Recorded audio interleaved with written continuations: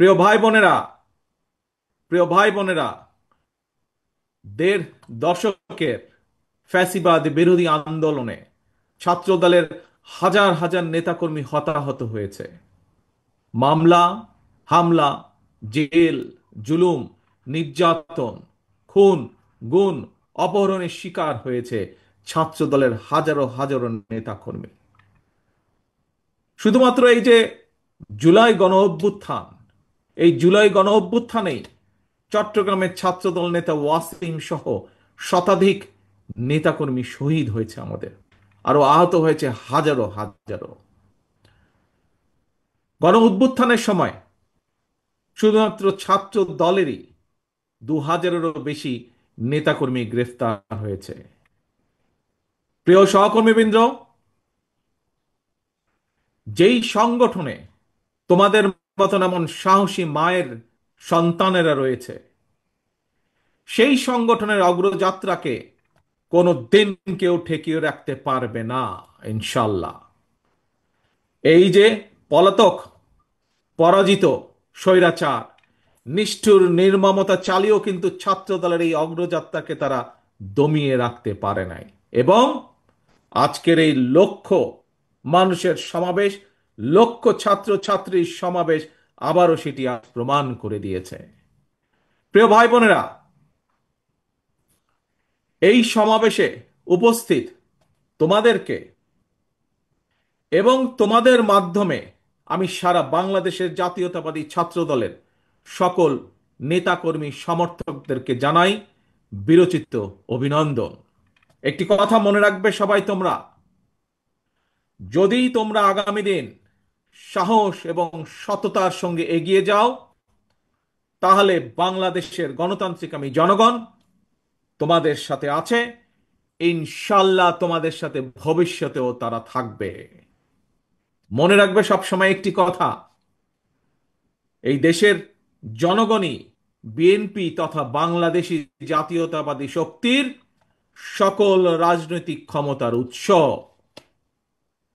প্রিয় বন্ধুরা, 1971 সালের স্বাধীনতা অর্জনের যুদ্ধ, 2024 সালের স্বাধীনতা রক্ষার যুদ্ধ এবং এ যাবৎকালে ফ্যাসিবাদী পতন কিংবা স্বৈরাচার বিরোধী আন্দোলনে যারা শহীদ হয়েছেন, আজকের এই সমাবেশে দল মত নির্বিশেষে আমি আল্লাহর দরবারে সকল শহীদদের আত্মার মাগফিরাত কামনা করছি। সকল শহীদদের শোকাহত পরিবারের প্রতি জানাই গভীর শ্রদ্ধা। প্রিয় বন্ধুরা, স্বাধীনতার 54 বছর পার হয়েছে। বাংলাদেশ এখন একটি পরিণত দেশ।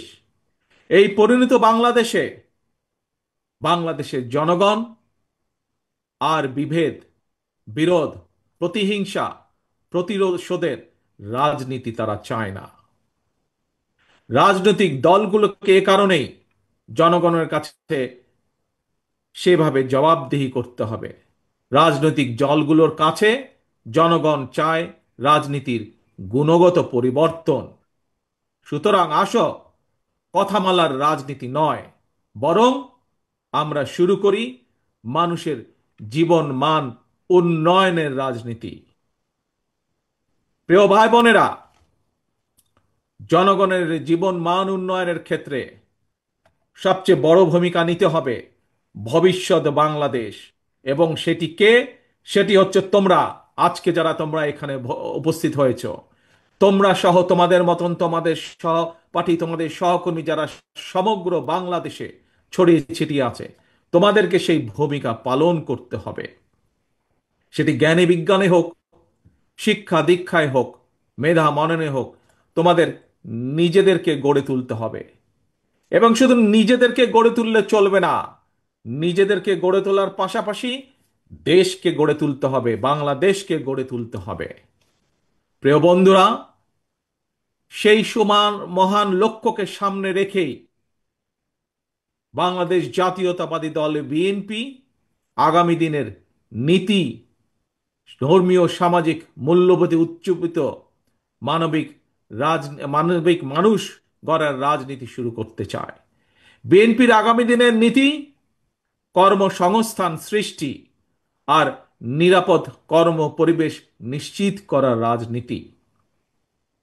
আজকের এই জনসংখ্যাকে জনসম্পদে রূপান্তরিত করার রাজনীতি, মানবিক মূল্যবোধে উজ্জীবিত কর্মমুখী শিক্ষা, কারিকুলাম প্রণয়ন এবং বাস্তবায়নের রাজনীতি।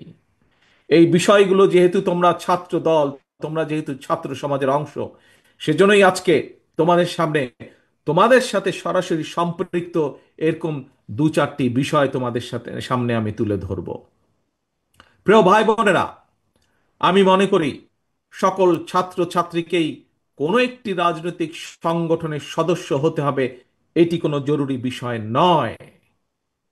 তবে প্রত্যেক শিক্ষার্থীকে যার যার অঙ্গনে সফল হওয়ার জন্য নিজেদেরকে যোগ্যতম হিসাবে গড়ে তোলার প্রচেষ্টা থাকা সবচাইতে বেশি জরুরি।